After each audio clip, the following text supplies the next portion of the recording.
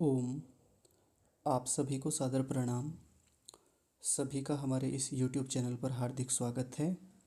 हम ईश्वर स्तुति प्रार्थनोपासना प्रकरण के जो मंत्र हैं उनका शुद्ध उच्चारण देख रहे थे।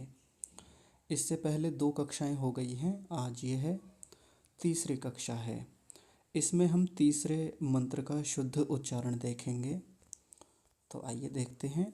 सबसे पहला जो इसमें शब्द है वो है य। य आसान है य। फिर आगे है आत्मदा। आत्मदा। य आत्मदा। दोनों को अलग बोलेंगे। कई बार ऐसा होता है कि य आत्मदा ये, और इसको भी क्या बोल देते हैं ये। बचपन में जब हम वर्ण सीख रहे थे तो वहाँ हमको कैसे बोलना सिखाया जाता था। कै खे गे घे, ऐसे ही ये ऐसा बोलना सिखाया गया। तो ये कै खे गे घे ऐसा नहीं होते। क ख ग घ इनका उच्चारण ऐसे होता है। तो वैसे ही यहाँ इसका उच्चारण भी य आत्मदा और आगे है बलदा। इस तीसरे शब्द को ध्यान से देखेंगे। बलदा। कई बार गलत उच्चारण क्या होता है, इसको बलदा बोल देते हैं। बलदा यानी ल को आधा बोलते हैं, बलदा नहीं है बलदा, ऐसा उच्चारण करेंगे। फिर इसके आगे शब्द है यस्य। यस्य। और मैंने पिछले मंत्र में भी बताया था कि जहाँ य हो उसका उच्चारण स्पष्टता से करना चाहिए। यस्य। इसके आगे है विश्व। विश्व। विश्व नहीं विश्व, क्योंकि व पूरा है।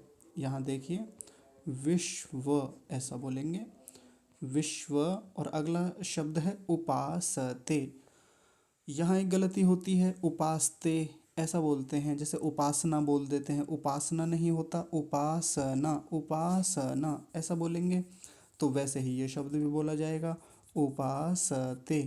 ठीक है। अब देखिए अगला शब्द बहुत महत्वपूर्ण है और इसमें सबसे ज़्यादा गलतियाँ होती हैं। प्रशेषम। महत्वपूर्ण बात इसमें यह है कि इसमें सबसे पहले है तालव्य शकार और फिर है मूर्धन्य शकार।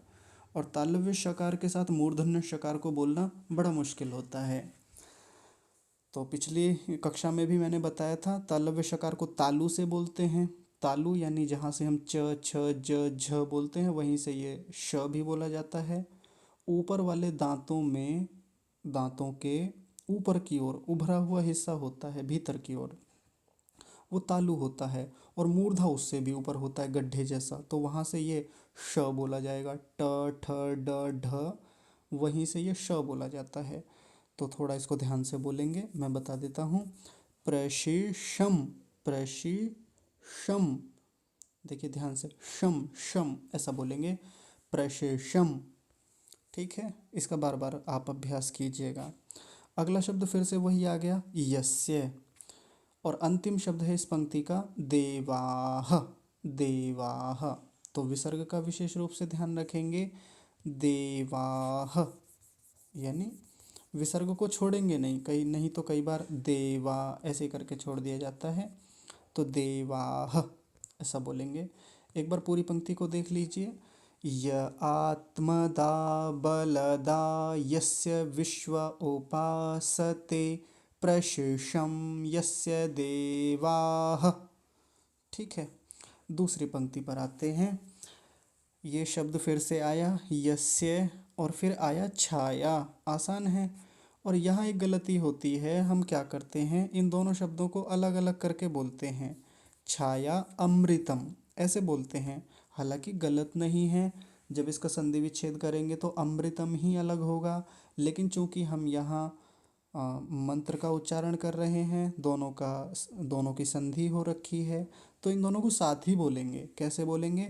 छायामृतम। छायामृतम। छाया अमृतम नहीं, छायामृतम। तो कई बार ऐसा कहा जाता है कि ये जो चिन्ह बना हुआ है ये अ की ध्वनि देता है तो ऐसा नहीं है, ये अ की ध्वनि नहीं देता, बल्कि इसके होने से अ की ध्वनि हट जाती है। नहीं तो कई स्थानों पर ये होता है, ये चिन्ह लगा होता है, इसको अवग्रह बोलते हैं। और इसके तुरंत बाद जैसे ये ई लिखा होता है, तब बताइए फिर इसका उच्चारण कैसे करेंगे? तो इसका उच्चारण अ नहीं करेंगे, यानी इसका उच्चारण करना ही नहीं है, इसके कारण से अकार का यहाँ लोप हुआ है। तो यस्य छायामृतम ऐसा बोलेंगे। ये यस्य शब्द फिर से आया। और उसके बाद है मृत्युहु। मृत्युहु, तो यहाँ गलती क्या हो जाती है, मृत्युहु, म्र ऐसा बोल देते हैं, मृत्युहु। और बहुत उच्चारण ये अशुद्ध किया जाता है मृत्यु बोल के, मृत्यु नहीं मृत्युहु ऐसा बोलेंगे, क्योंकि माँ के नीचे रेफ नहीं है, रिकार है, ऋष ऋषि वाला जो होता है। तो मृत्युहु। फिर इसके बाद में है कस्मै। कस्मै, ये तो पीछे भी बताया था पिछले मंत्र में, कस्मै, कस्मे नहीं बोलेंगे, कस्मै। और आगे है देवाय, और मैंने पीछे भी बोला था देवाय, य पर विशेष ध्यान देंगे, देवाय नहीं देवाय। और हविषा, मूर्धन्य शकार का यहाँ विशेष ध्यान रखेंगे, हविषा। और अंतिम शब्द है विधेम। विधेम, विधेम नहीं बोलेंगे, विधेम ऐसा कहेंगे। तो ये दूसरी पंक्ति भी पूरी होती है यहाँ पर। एक बार इस पंक्ति को दोबारा से देखेंगे। यस्य छायामृतम, यस्य मृत्युः, कस्मै देवाय हविषा विधेम। ठीक है, एक बार प्रवाह से पूरे मंत्र का उच्चारण देख लेते हैं। य आत्मदा बलदा यस्य विश्व उपासते प्रशेषं यस्य देवाः यस्य छायामृतं यस्य मृत्युः कस्मै देवाय हविषा विधेम। तो इस प्रकार आज यहाँ तीसरे मंत्र का उच्चारण पूरा होता है। जो बाकी मंत्र हैं उनको देखने के लिए अगली कक्षाओं में हम फिर से मिलेंगे। तब तक के लिए सादर प्रणाम।